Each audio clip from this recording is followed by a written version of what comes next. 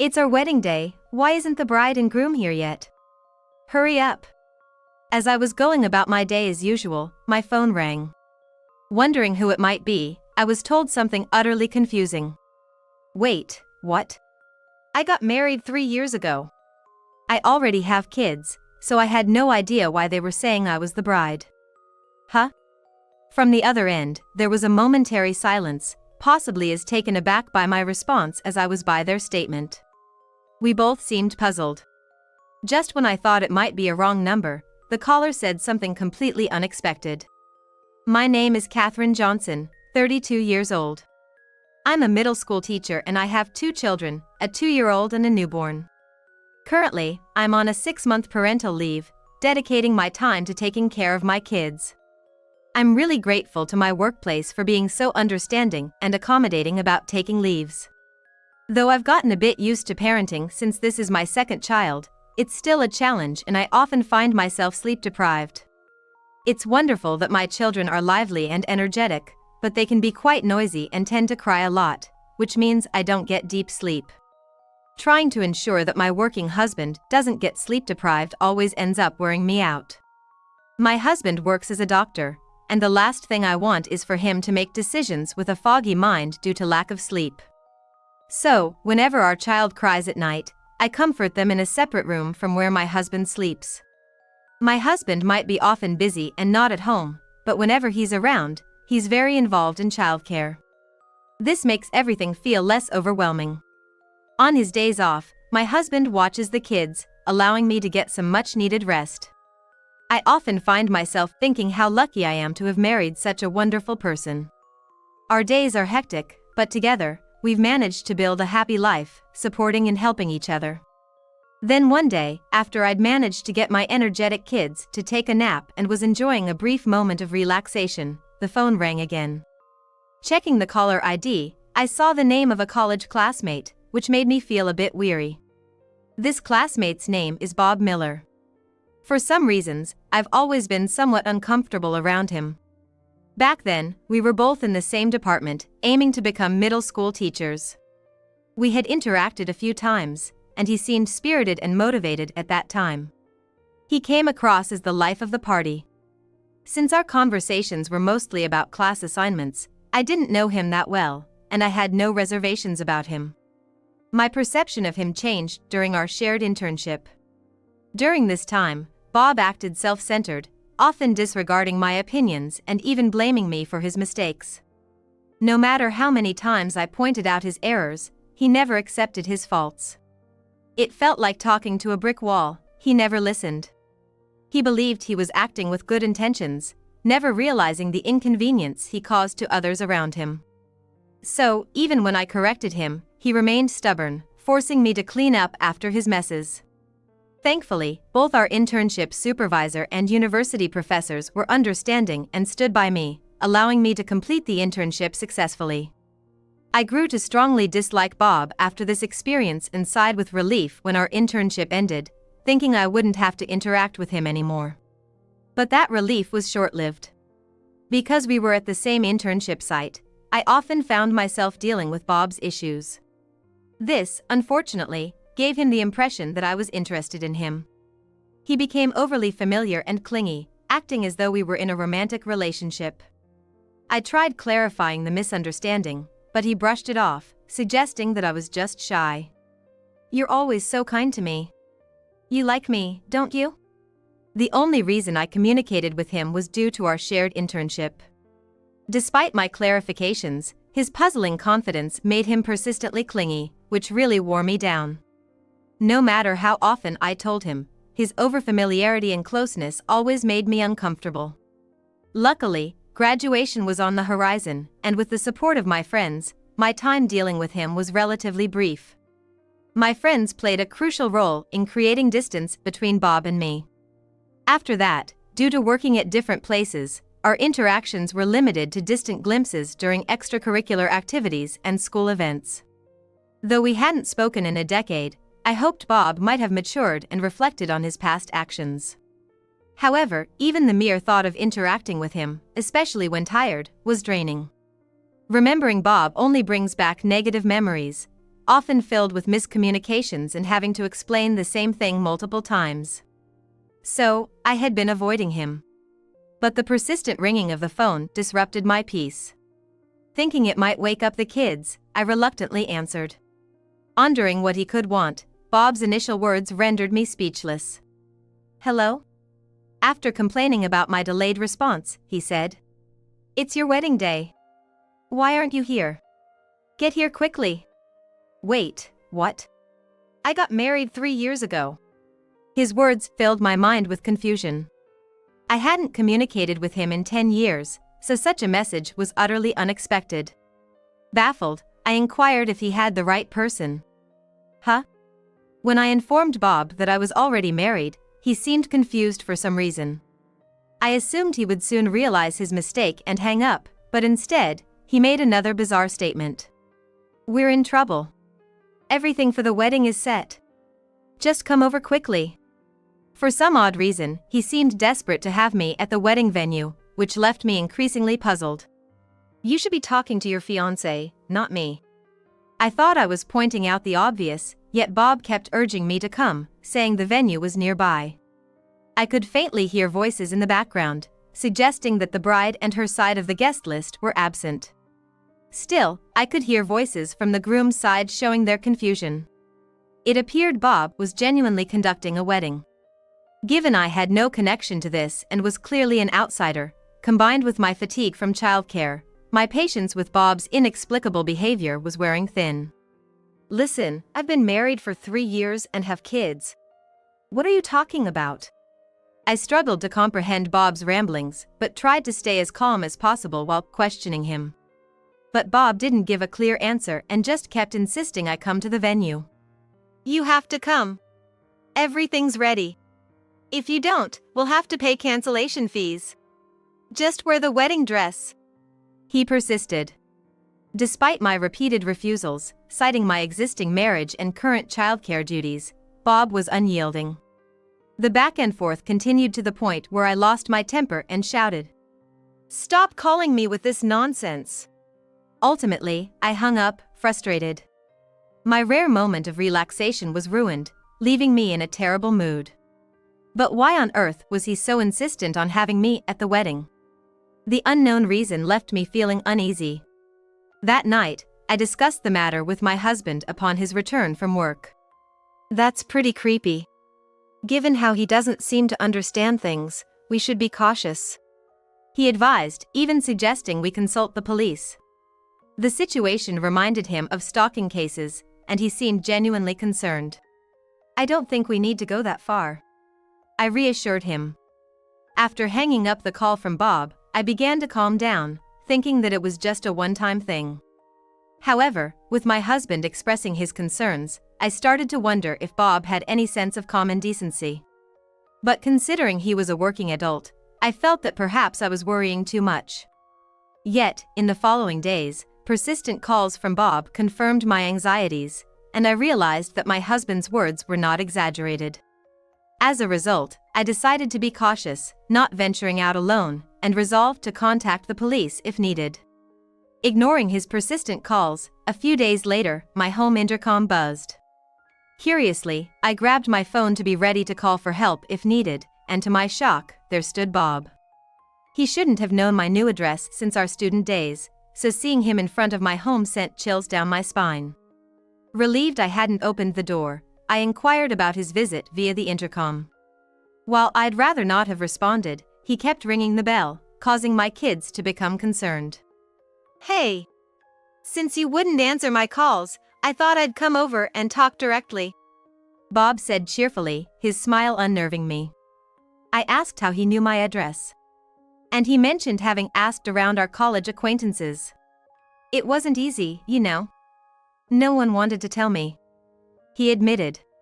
While feeling angry at whoever revealed my address, I continued to deal with him through the intercom. "It's inconvenient talking like this, let me in," he insisted. Despite his nagging, I refused entry and urged him to get to the point. When he finally started explaining, it was headache-inducing. He had called me to the wedding venue the day before the ceremony because his fiance had vanished, and he wanted me to fill in for her to avoid cancellation fees. I met my fiance on a free dating app. Maybe that's why she lacked common sense since it was free. Bob complained. While he ranted about his fiance, I thought they seemed a perfect match, given his unreasonable actions. And sure enough, without a bride, the wedding was a disaster. Bob was apparently scolded by his family and relatives, and had to pay the cancellation fees. "Now, since you didn't come, you should cover half of the costs," he claimed. "What are you talking about?" I exclaimed, my jaw dropping. Unbelievably, Bob wanted me to pay, saying that he was being generous in only asking for half. "I had nothing to do with your wedding." I firmly refused, but he kept blaming me. Feeling overwhelmed and unable to handle the situation, I threatened to call the police. That seemed to deter him, and he finally seemed ready to leave, but not before saying, "You didn't show up when I asked, so I'm gonna send you the bill. Make sure you pay." However, Bob insisted that I pay him before finally leaving.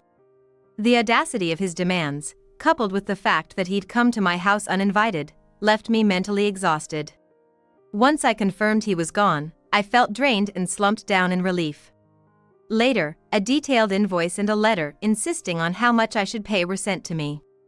Feeling overwhelmed, I consulted my husband. He too was taken aback, not expecting anyone to act in such a manner. Together, we brainstormed how to handle the situation.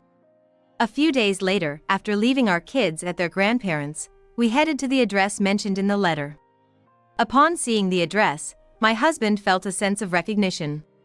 When we rang the bell, a couple answered the door and were surprised to see my husband. "Why is the doctor here?" It turned out, my husband was their family physician. Never had I imagined that Bob's parents would know my husband, reminding me of how small the world can be sometimes.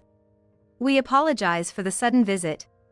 But it seems your son has been pressuring my wife to pay for his wedding expenses," my husband explained succinctly.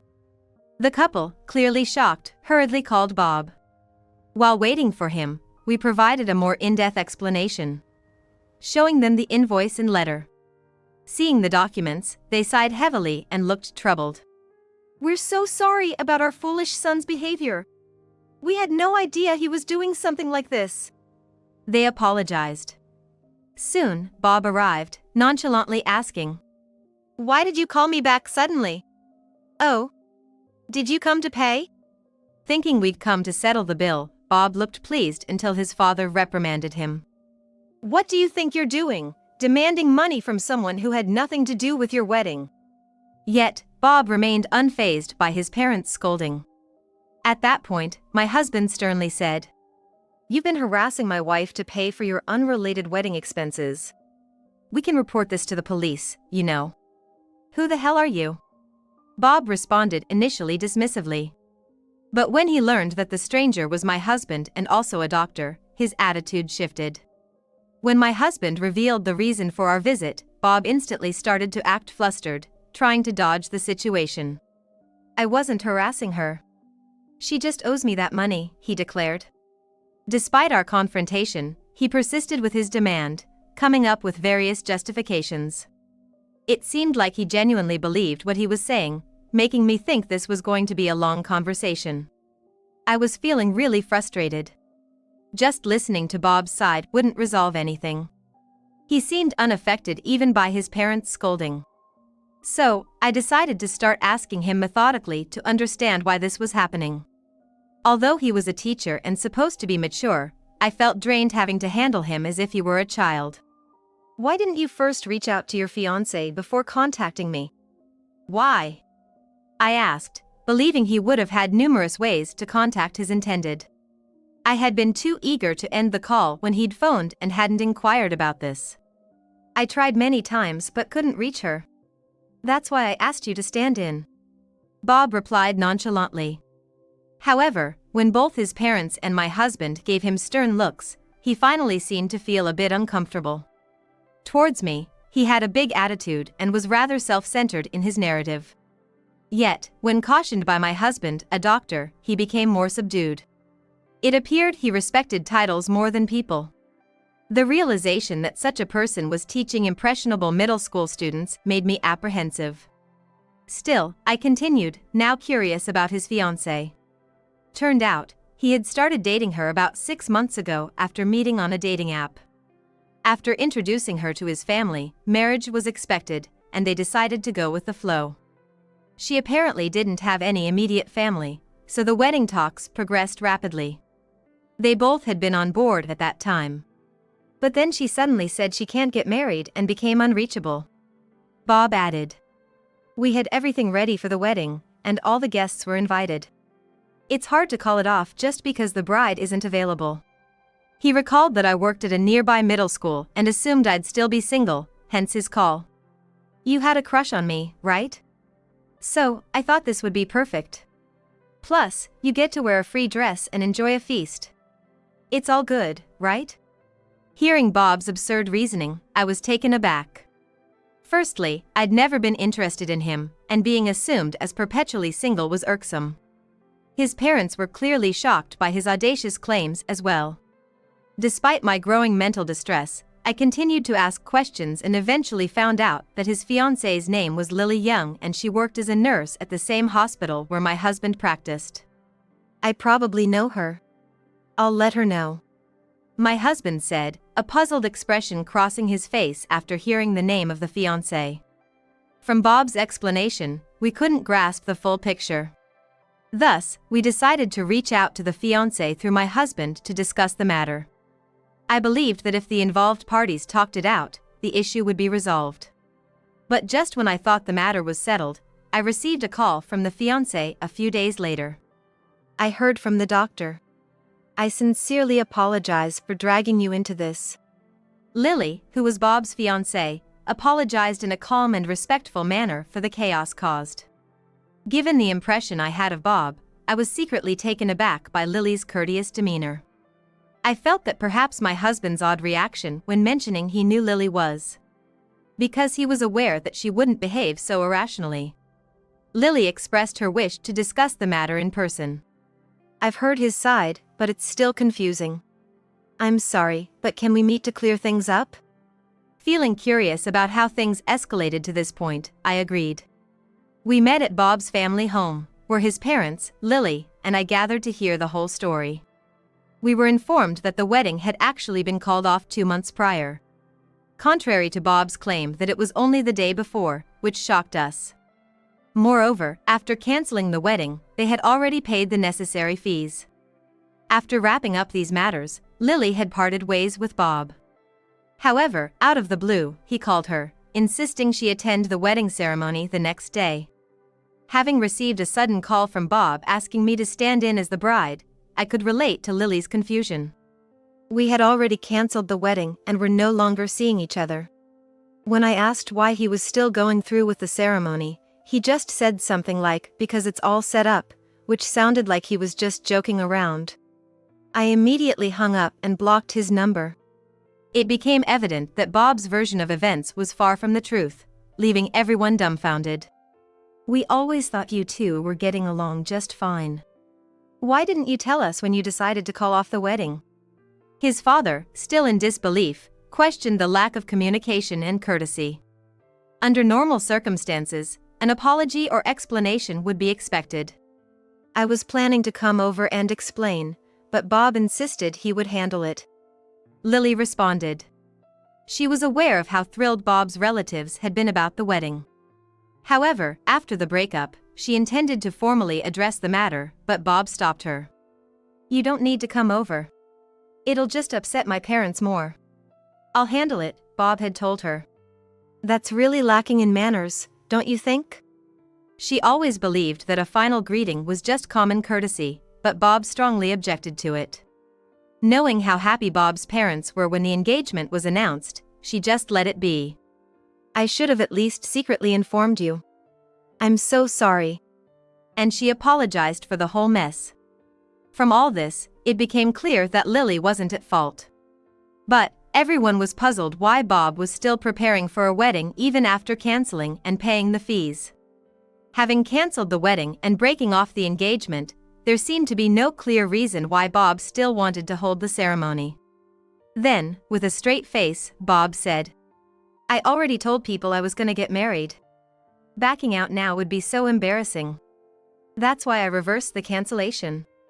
Bob's reasoning was that it was too embarrassing to call off a wedding after announcing it, and he didn't want to pay the cancellation fees, hence, he continued with the wedding preparations. "I thought asking someone to step in as a bride on your wedding day would be more embarrassing." I seriously began to wonder how Bob's mind works. The planner was happy when I said I wasn't gonna cancel the wedding, so I figured it's best to go on with it. He thought he could just have a regular wedding ceremony without actually getting legally married and, despite being separated, he contacted Lily to attend the ceremony.